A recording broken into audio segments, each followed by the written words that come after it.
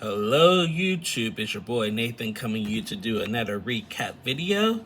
Today we are talking 90 Day Fiancé before the 90 Days Season 6 Episode 1, Moonstruck.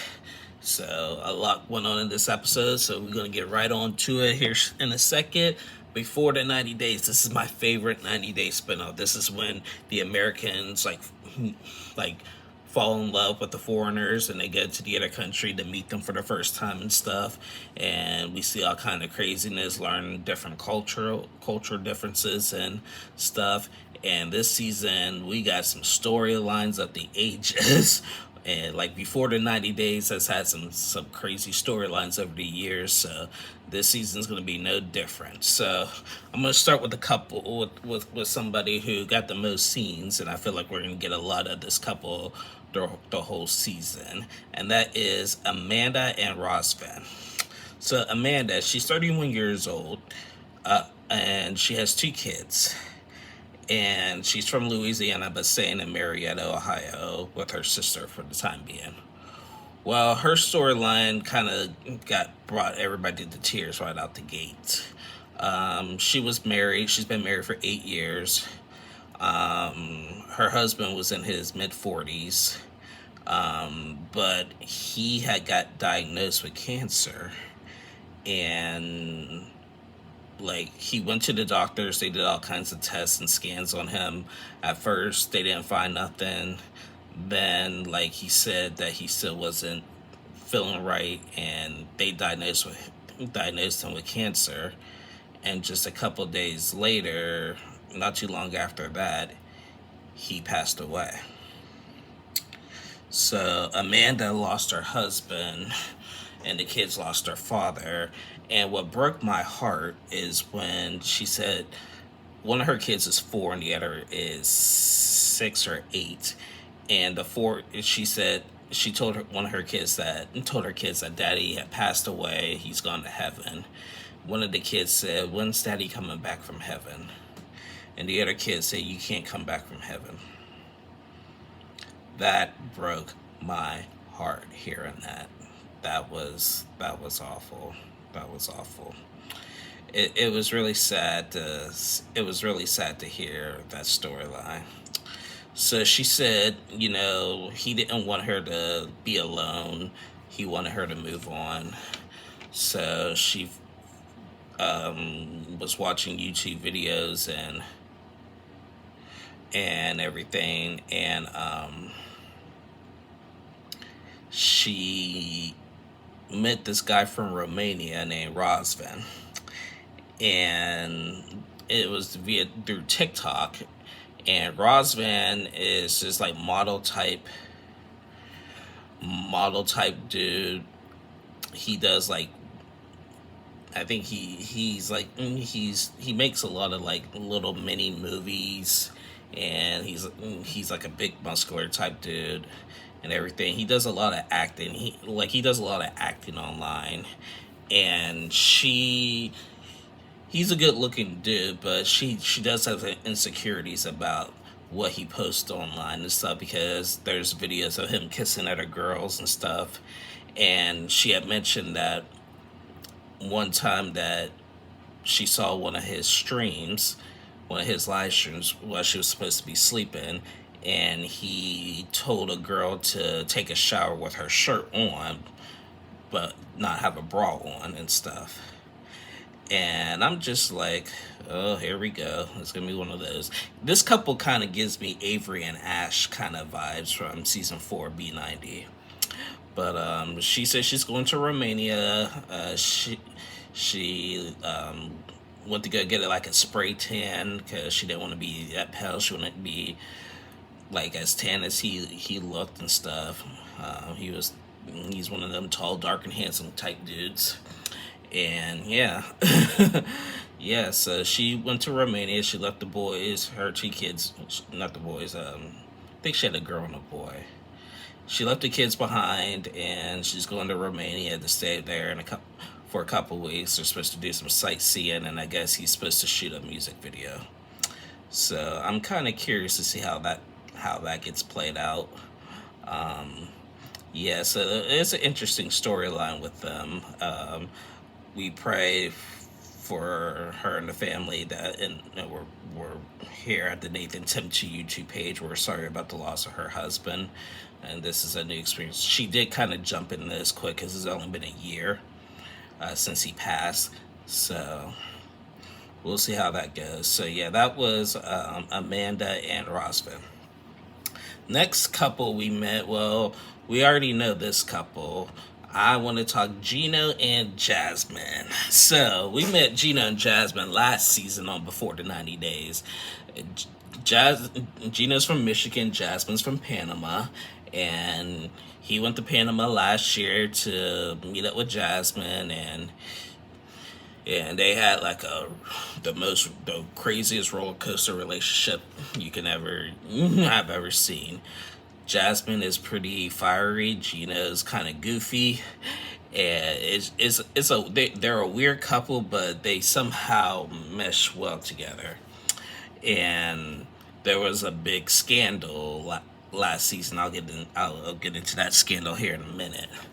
But at the end of their trip last season, he proposed to Jasmine and she said yes, and now they applied for the K1 visa. But now the visa has not been approved yet, and Jasmine has gotten a lot of work done on herself. She looks great and everything, but she's gotten a lot of work done with her body and stuff. And so this episode starts out with Jasmine going to a doctor's and like basically getting her lady parts like redone. I'm not gonna get into it. I don't want to know. I don't want to know exactly what she has. She said that her and Gino's sex life isn't that good anymore. Gino says that because they argue a lot and he just loses his desire to do so, which, and I feel him on that. And that's happened to me before. So when you're constantly arguing and fighting with somebody, and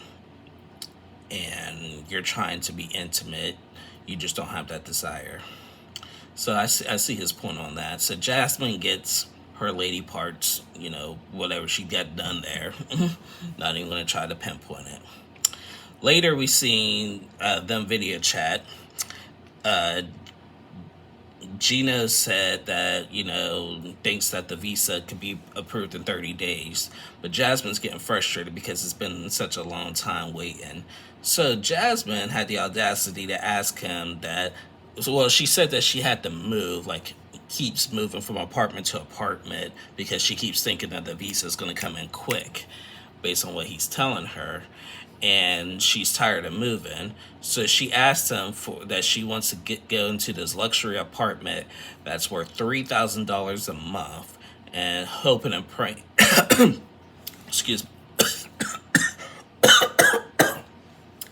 me hoping and praying that the visa will come in a month.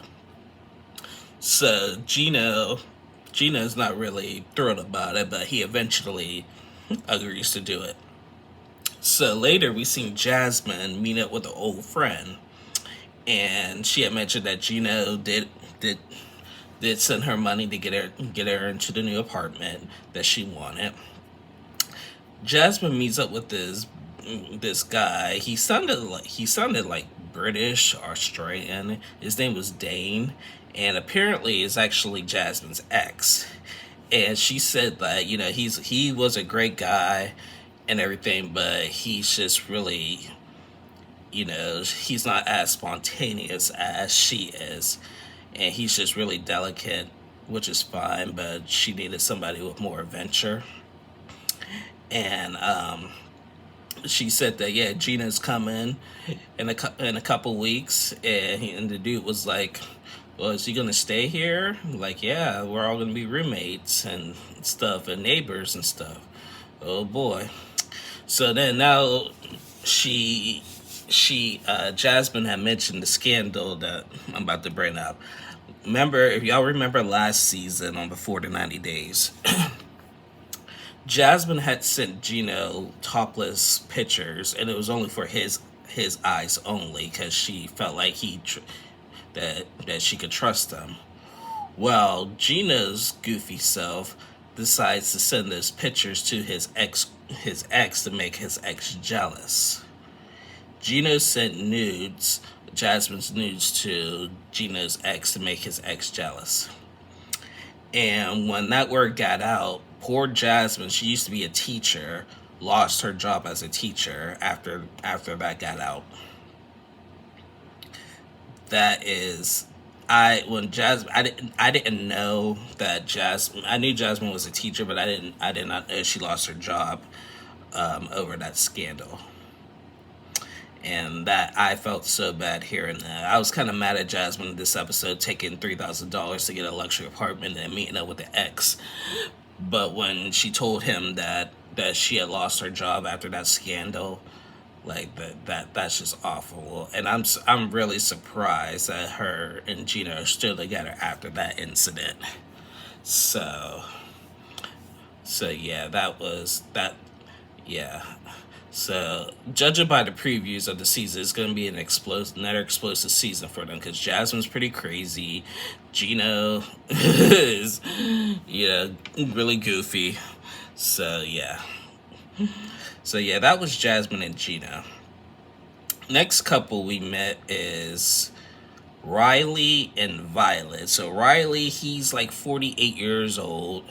We meet Riley. He has like all these albums. He has like a lot of jazz. He likes jazz music. He loves Elton John music. He likes smoking them cigars and stuff. Kind of like one of them cool middle-aged dudes, middle-aged brothers. And yeah, he seemed pretty cool. He's a little goofy. He met up with friends at a Juneteenth event and stuff. And he's had relationships in the past. It never worked out. He was engaged to this one girl. Well, I don't know if they're engaged, but he was with this one girl, and then she like flat out ghosted him and said that she had to go somewhere, and then she never came back. So then now he met Violet, and Violet is in her early 40s. She don't look like she's in her 40s. She looks like she's in her 20s. But then girl looks good. And she's from Vietnam. So we're going to add Vietnam to the list where we're going this season. So I'm excited for this, like going to Vietnam. That's a new one that checked out on the list of the countries in the world in the 90-day universe. And yeah, so Riley and Violet, they communicate like complete opposite. He said that in Vietnam, the girls mean the complete opposite of what they say. So Violet told Riley that he loves her, but Riley said that he says I can't say I love you, because if I say I love you, like, I always get hurt. And they communicate by flicking each other off. So she gave him they give each other the finger, but to them that means that they like each other. It's a little weird. You're flicking each other off. They start flicking each other off to say that they like each other.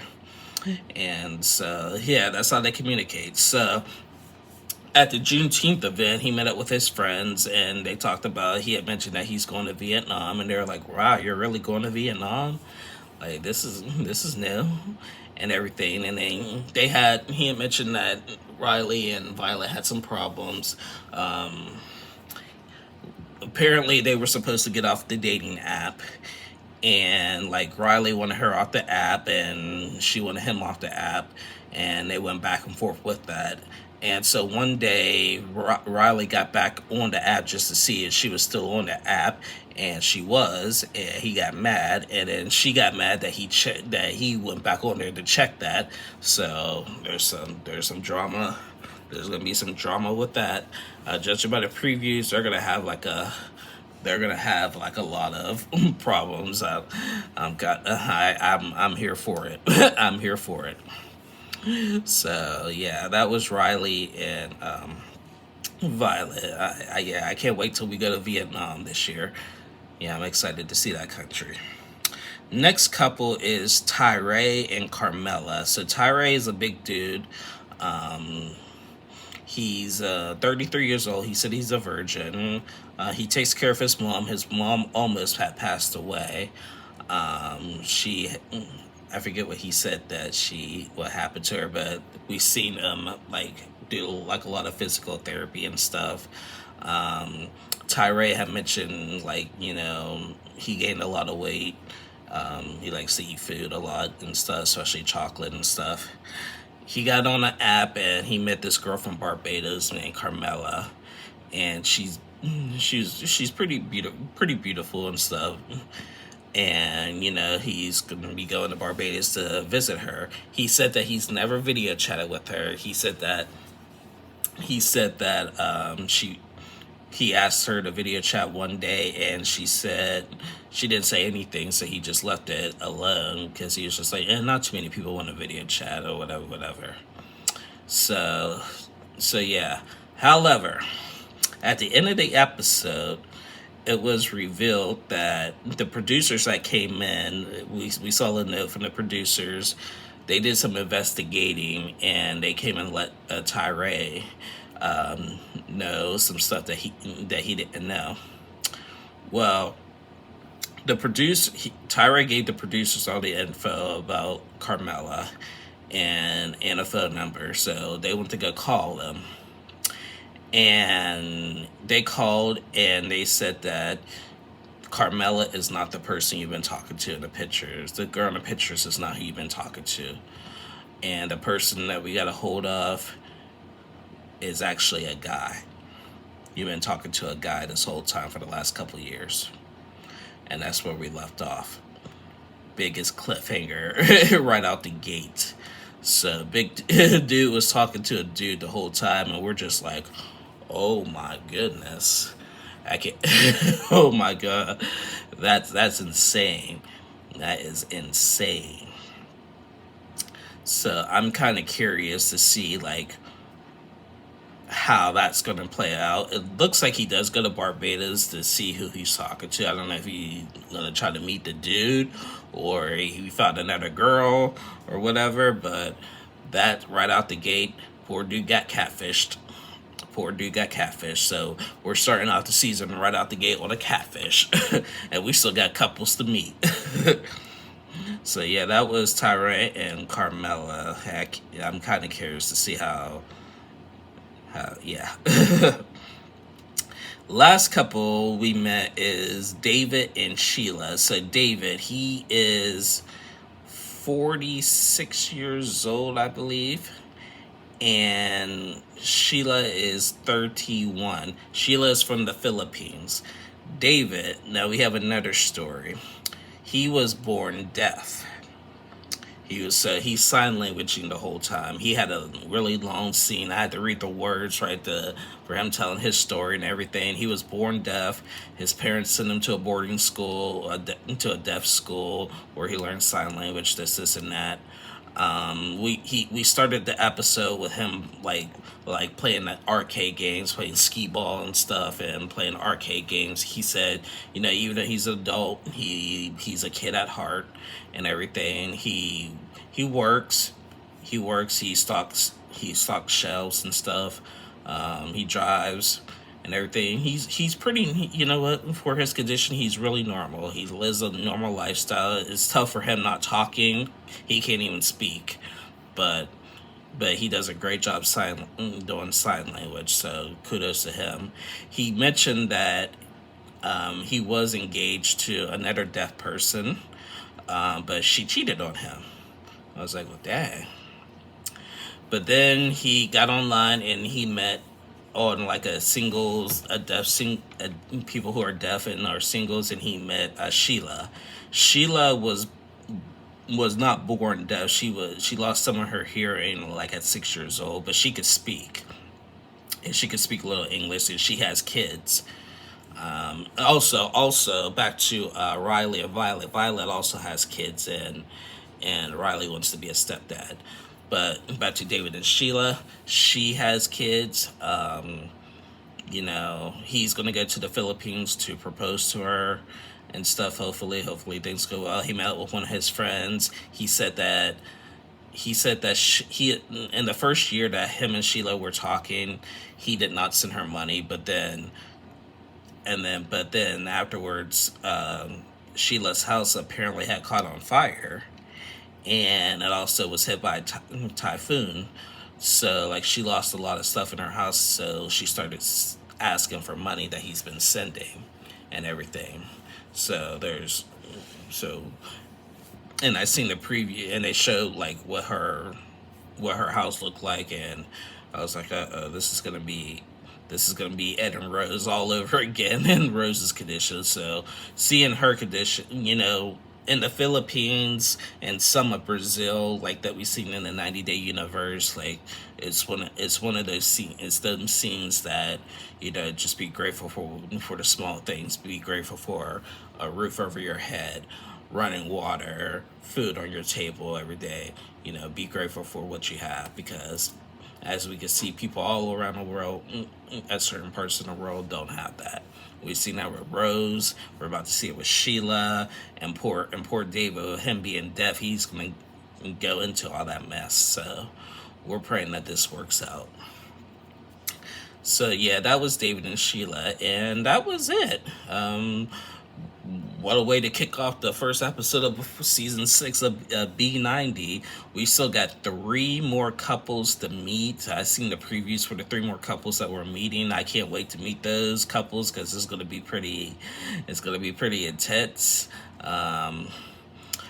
These storylines are crazy and sad, especially with Amanda, with losing her husband. That's, every scene that we seen her in this episode, she was crying, so this couple is going to be the couple, obviously, that will get the most scenes this season. And of course, we left on that big cliffhanger of Tyree and Carmela, and Tyree finding out he was been talking to a guy and stuff. So this is going to be a season to remember. This is why I love Before the 90 Days.